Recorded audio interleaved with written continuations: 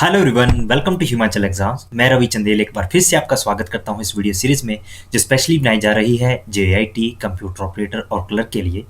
दोस्तों, आज का जो हमारा टॉपिक है वो है डीबीएमएस। और कंप्यूटर से रिलेटेड जितने भी आपके एग्जाम्स होते हैं उनमें 5 से 6 सब्जेक्ट जो हैं आपके वो मेजर माने जाते हैं, जिनमें से पहला सब्जेक्ट है आपका नेटवर्किंग, दूसरा है आपका फंडामेंटल्स ऑफ कंप्यूटर, तीसरा है डिजिटल इलेक्ट्रॉनिक्स, चौथा है आपका ऑपरेटिंग सिस्टम और पांचवा है डीबीएमएस। जिनमें से फंडामेंटल्स ऑफ कंप्यूटर के जितने भी कॉन्सेप्ट थे, जितने भी इंपॉर्टेंट टॉपिक्स थे, उन पे सारी वीडियोस में बना चुका हूँ। अगर आपने वो वीडियोस नहीं देखी हैं तो प्लीज़ उनको देख लीजिएगा। और कुछ कॉन्सेप्ट मैंने क्लियर करवा दिए हैं आपके डिजिटल इलेक्ट्रॉनिक्स के, अगर वो भी आपने नहीं देखी हैं तो वो भी आप देख लीजिए। और दोस्तों, जेआईटी के लिए आपका एमएस ऑफिस भी बहुत बड़ा रोल रखेगा। इसमें से भी 20 से 25 क्वेश्चन आपके पूछे ही जाएंगे। दोस्तों, डीवीएमएस के कुल मिला के 7 ऐसे टॉपिक्स हैं जो कि आपको करके ही जाने हैं, और उनके बारे में मैंने इस वीडियो में आपको बता दिया है। जिनमें से पहला जो आपका टॉपिक होगा वो मैं इस वीडियो में कवर करवाने जा रहा हूं, तो प्लीज़ इस वीडियो को लास्ट तक जरूर देखिएगा। और हाँ दोस्तों, अगर आपने हमारा चैनल अभी तक सब्सक्राइब नहीं किया है तो प्लीज़ हमारे चैनल को सब्सक्राइब कीजिए ताकि लेटेस्ट नोटिफिकेशन आपको टाइम टू टाइम मिलती रहे।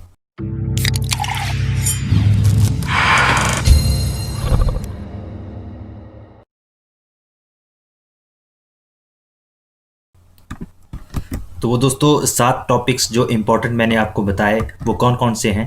तो पहला टॉपिक आपका आता है बेसिक इंट्रोडक्शन, जिसमें फाइल सिस्टम की इंट्रोडक्शन दी जाएगी। फाइल सिस्टम क्यों यूज़ किया जाता था, क्यों यूज़ किया जाता है। फिर उसके बाद मैं बताऊंगा कि डीबीएमएस का यूज़ क्या है और क्या इसके फ़ायदे हैं, फाइल सिस्टम में क्या नुकसान थे, क्यों हम डीबीएमएस का यूज़ कर रहे हैं। फिर उसके बाद मैं बताऊंगा 2 टायर और 3 टायर आर्किटेक्चर के बारे में।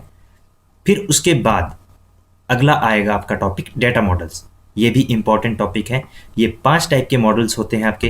पहला नेटवर्क मॉडल, दूसरा हायरार्किकल मॉडल आपका होता है, तीसरा है रिलेशनल मॉडल, और चौथा इंपॉर्टेंट जो मॉडल है आपका वो है ईआर मॉडल, जिसको जाना जाता है एंटिटी रिलेशनशिप मॉडल के नाम से, और एक है आपका ऑब्जेक्ट ओरिएंटेड मॉडल। दोस्तों, ये जो डीवीएमएस की जो वीडियोस आएंगी आपकी वो पार्ट 1, पार्ट 2, पार्ट 3 इस तरीके से आपकी वीडियोस आएंगी। फिर दोस्तों, अगला जो इम्पोर्टेंट टॉपिक मैंने लिया है वो लिया है बेसिक ऑफ कीज़ के बारे में। बेसिक ऑफ कीज़ में मैं आपको बताऊंगा कि प्राइमरी की क्या होती है, सुपर की क्या होती है, कैंडिडेट की क्या है, या फिर फॉरेन की क्या है, क्या इसके कॉन्सेप्ट्स हैं, क्यों, क्या इनका यूज़ है, वो सारी की सारी डिटेल में डिस्कस की जाएगी। फिर उसके बाद अगला इम्पॉर्टेंट टॉपिक आपका आएगा नॉर्मलाइजेशन के बारे में। नॉर्मलाइजेशन के बारे में आपको बताएगा कि फर्स्ट नॉर्मल फॉर्म क्या है, सेकंड नॉर्मल फॉर्म क्या है, थर्ड और बीसीएनएफ क्या है, इसके बारे में सारा डिटेल में डिस्कस किया जाएगा। फिर इसके बाद अगला इम्पॉर्टेंट टॉपिक आपका आएगा एसक्यूएल कमांड्स, जो कि आपकी मोस्ट इम्पॉर्टेंट है, जिनमें मतलब आपकी 4 टाइप की कमांड्स आएंगी: डीडीएल, डीएमएल, डीसीएल और टीसीएल। और फिर इसके बाद जो अगला इम्पॉर्टेंट टॉपिक आपका आएगा वो आएगा रिलेशनल अलजेब्रा। ये भी इम्पॉर्टेंट टॉपिक है, इसको भी इग्नोर नहीं किया जा सकता। फिर इसके बाद जो अगला लास्ट जो टॉपिक आपका आता है वो आता है एग्रीगेट फंक्शन, जिसमें एवरेज, मीन कैसे निकालते हैं, और फिर मैक्स फंक्शन का क्या यूज़ है, वो सारे के सारे पॉइंट आपको डिस्कस किए जाएंगे। तो हमारे चैनल के साथ जुड़े रहिए, आपको सारे के सारे पॉइंट ये डिस्कस किए जाएंगे। तो ये थे आपके 7 मोस्ट इंपॉर्टेंट टॉपिक जो कि डीबीएमएस के हैं। ये आपको पढ़ के ही जाने हैं। और आई थिंक जेआईटी में आपसे बेसिक ही क्वेश्चन पूछे जाएंगे, क्योंकि ये +2 लेवल का एग्ज़ाम आपका होगा, तो ज़्यादा डरने की ज़रूरत नहीं है। दोस्तों, आज का टॉपिक स्टार्ट होता है आपका बेसिक इंट्रोडक्शन के साथ। तो दोस्तों, डीबीएमएस जो है आपका, डीबीएमएस से पहले जो आपका सिस्टम यूज़ होता था वो होता था फाइल सिस्टम। और उसमें क्या कमियां थी कि हमें डीबीएमएस का यूज़ करना पड़ा। और दोस्तों ये जो फाइल सिस्टम है आपका वो यूज़ किया जाता था आपका 1970s में बहुत ज़्यादा, क्योंकि उस टाइम क्या होता था कि लिमिटेड आपके यूजेस होते थे और लिमिटेड उनकी रिक्वायरमेंट्स होती थी। और दोस्तों, इसमें जो यूज़र होगा आपका वो डायरेक्टली कनेक्टेड होगा आपका सिस्टम के साथ।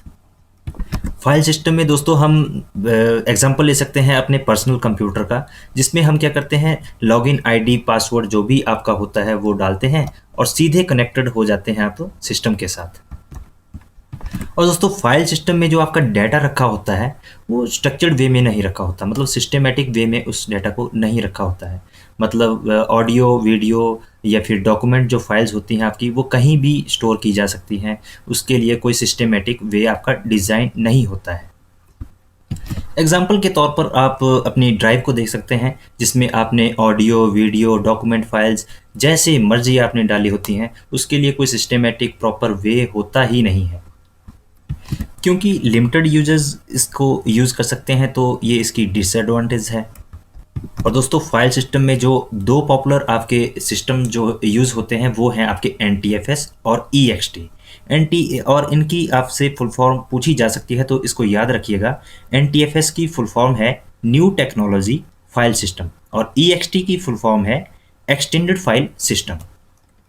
और दोस्तों फाइल सिस्टम में कुछ आपके रूल्स भी नहीं हैं। कुछ हद तक तो इसमें रूल्स हैं, जैसे कि सेम नाम के आप फोल्डर नहीं बना सकते, मतलब न्यू फोल्डर 1 करके आपका बनेगा, बट सेम नाम का आपका कोई फोल्डर नहीं बनता।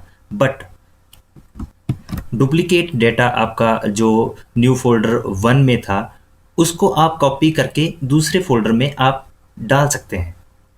तो उसका फ़ायदा क्या? वो तो आपका डुप्लीकेट डाटा हुआ, वो तो आपके साइज़ को ही इंक्रीज करेगा, और उसका फ़ायदा भी कोई नहीं है।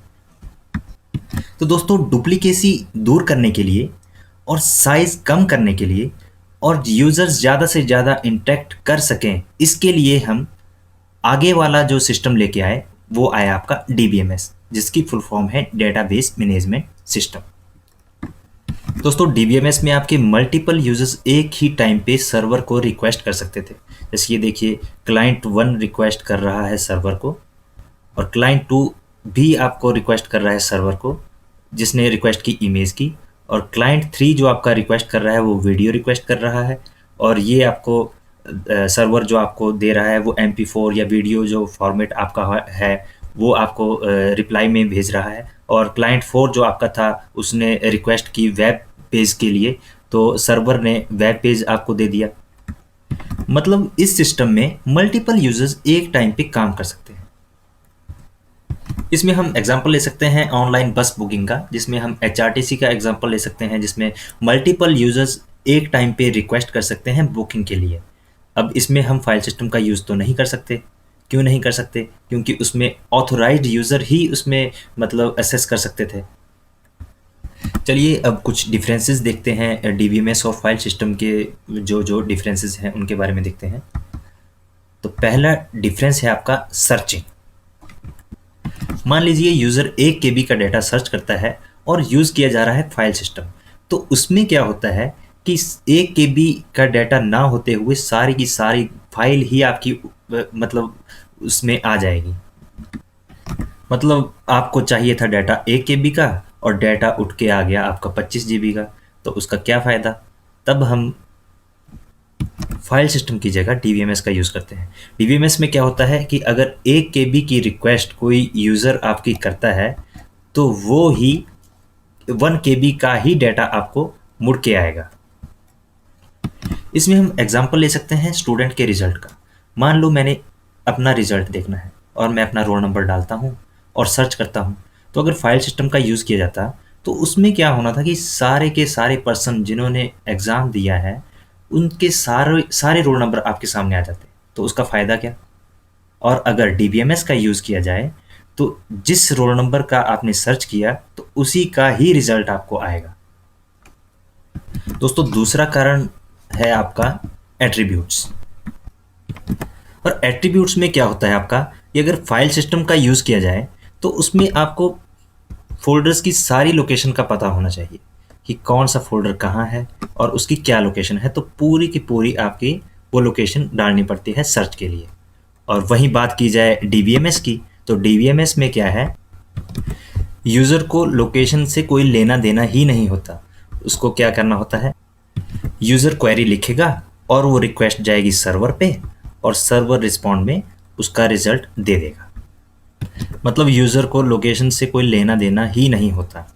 फिर अगला जो नंबर आपका आता है वो आता है कंकरेंसी कंट्रोल। ये बहुत ही ज़्यादा इम्पॉर्टेंट है। कंकरेंसी कंट्रोल मतलब मल्टीपल यूज़र एक ही टाइम पे आप एसेस कर सकते हैं डीबीएमएस में, जबकि फाइल सिस्टम में ऐसा नहीं था। फाइल सिस्टम में जो ऑथराइज्ड यूज़र हैं वही आपका डाटा एसेस कर सकते थे उस टाइम, और अगर उसमें मल्टीपल यूज़र आ जाते तो कंकरेंसी कंट्रोल नहीं रहता। फिर अगला जो डिफरेंस है आपका वो है सिक्योरिटी के ऊपर। डीबीएमएस आपका मोर सिक्योर है फाइल सिस्टम से, क्योंकि यूज़र को डेटा की एक्चुअल लोकेशन का पता ही नहीं होता। जबकि अगर फाइल सिस्टम की बात की जाए तो यूज़र डायरेक्टली इंटरेक्ट होता है आपका सिस्टम के साथ। वो यूज़र नेम और लॉगिन आईडी और पासवर्ड डालेगा और सिस्टम में लॉगिन हो जाएगा, और वो आपके सिस्टम के साथ कुछ भी कर सकता है। तो फाइल सिस्टम सिक्योर नहीं है। डीबीएमएस में हम रोल बेस्ड एसेस कंट्रोल बना देते हैं।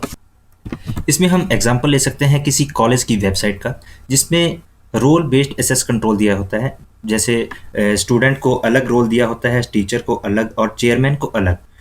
जिसमें स्टूडेंट क्या कर सकता है, अपना स्कोर देख सकता है, और टीचर जो है वो स्टूडेंट की परफॉर्मेंस, मतलब स्टूडेंट को ऐड कर सकता है या फिर मतलब डिलीट कर सकता है। ये उसका रोल डिफाइन किया होता है एडमिन के द्वारा। और चेयरमैन का क्या रोल हो सकता है कि टीचर को निकालना है, नई अपॉइंटमेंट हुई कि क्या क्या नहीं हुई, तो वो सारे के सारे रोल चेयरमैन कर सकता है। कहने का मतलब ये है कि यूज़र जो है आपका वो डायरेक्टली कनेक्ट नहीं होगा सिस्टम के साथ, जो कि बहुत ही अच्छा रोल है सिक्योरिटी पर्पज से। और लास्ट पॉइंट आपका बचता है डेटा रिडंडेंसी, जिसको कहते हैं आपकी डुप्लीकेसी। मतलब फाइल सिस्टम में डुप्लीकेट डाटा आपका अकर हो सकता है, बट डीबीएमएस में डुप्लीकेट डाटा आपका नहीं होता। दोस्तों, आई थिंक आज के लिए काफ़ी है। जल्द हाजिर होता हूँ नई वीडियो के साथ। तब तक थैंक यू सो मच।